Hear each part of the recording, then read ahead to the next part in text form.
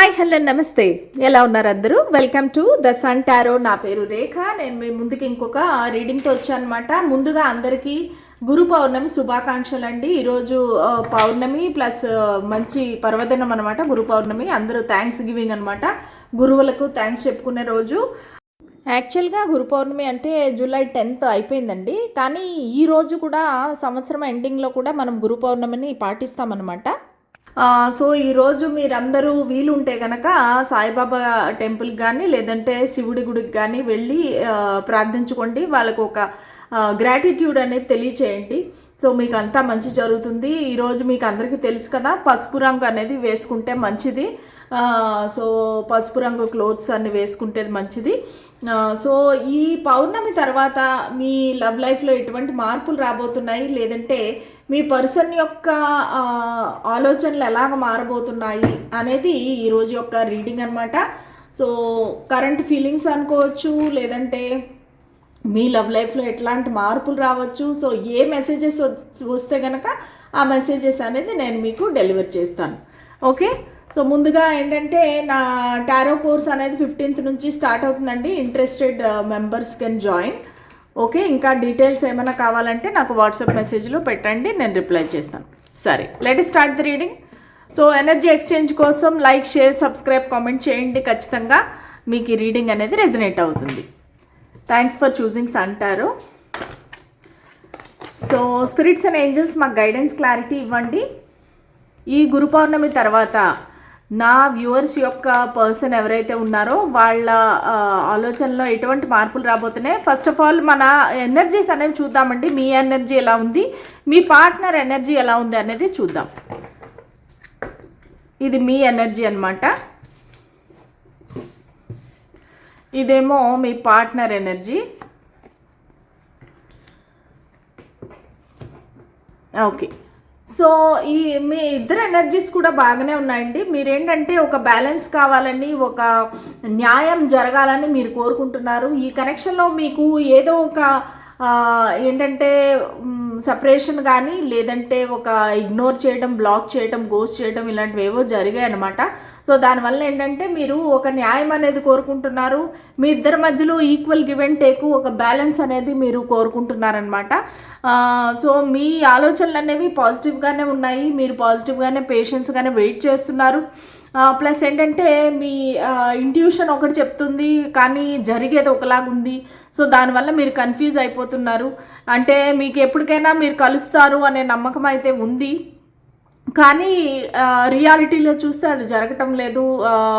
అంటే మీ వ్యక్తి మీకుగా ఏది కూడా చెప్పట్లేదు.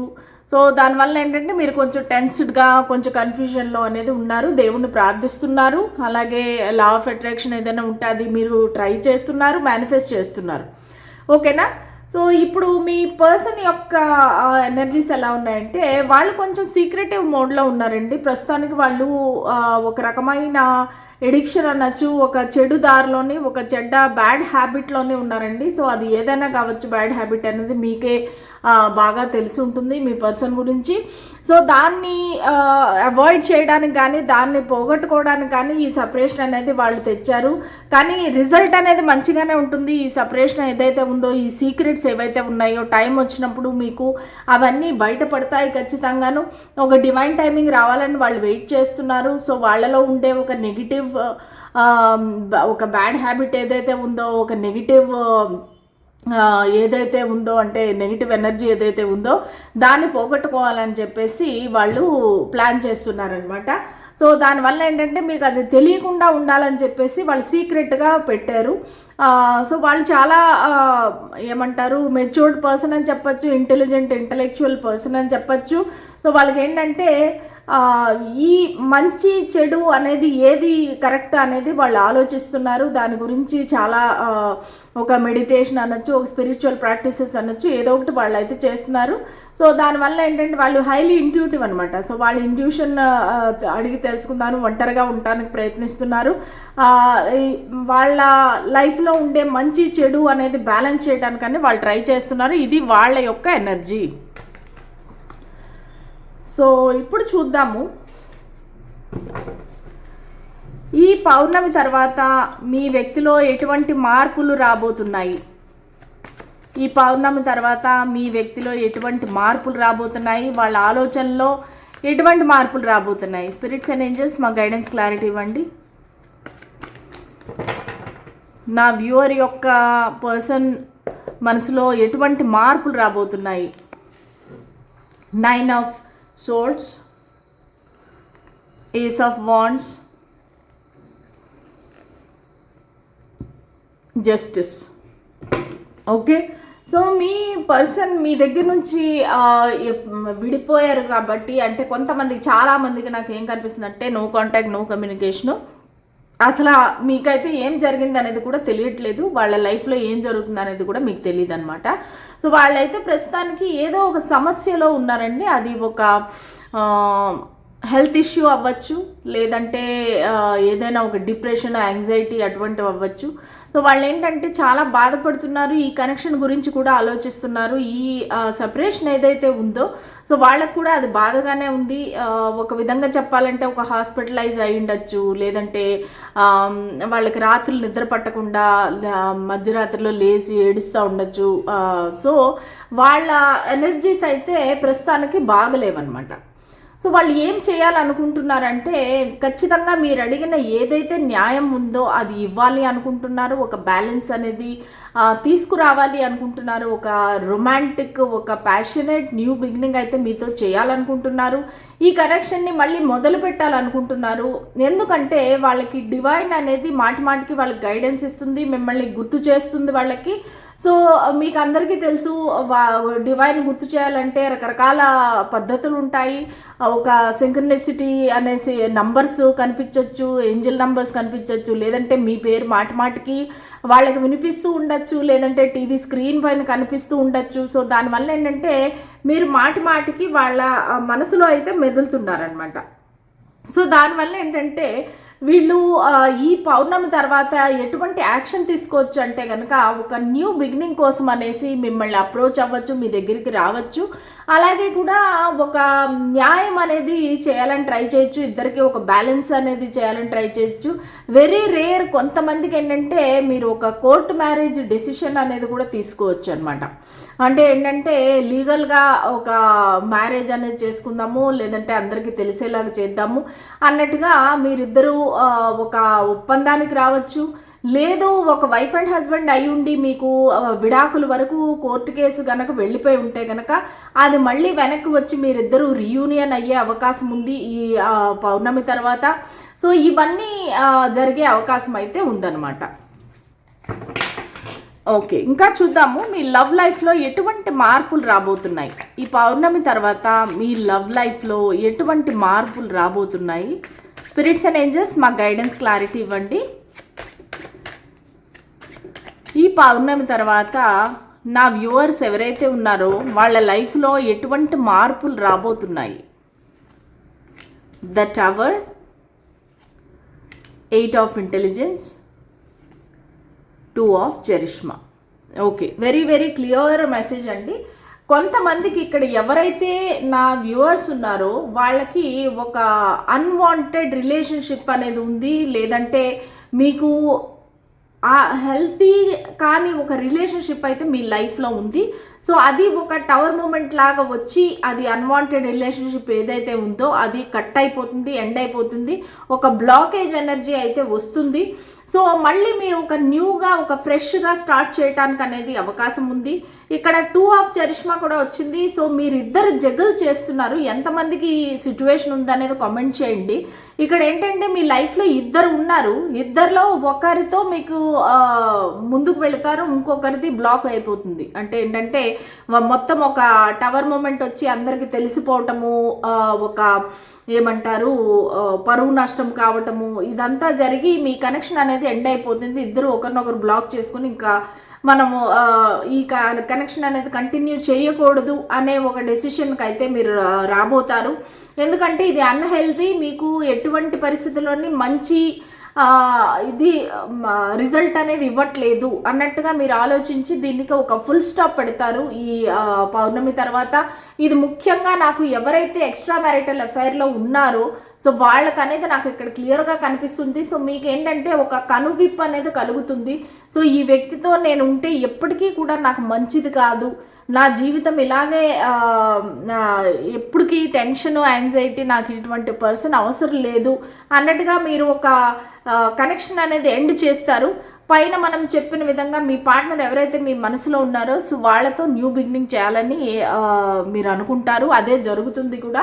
సో ఇంకా చూద్దాము అసలు మీ లవ్ లైఫ్లో ఎటువంటి మార్పులు రాబోతున్నాయి. స్పిరిట్స్ అండ్ ఏంజెల్స్ మాకు గైడెన్స్ క్లారిటీ ఇవ్వండి. నా వ్యూవర్స్ యొక్క లవ్ లైఫ్లో ఈ పౌర్ణమి తర్వాత ఎటువంటి మార్పులు అనేవి రాబోతున్నాయి.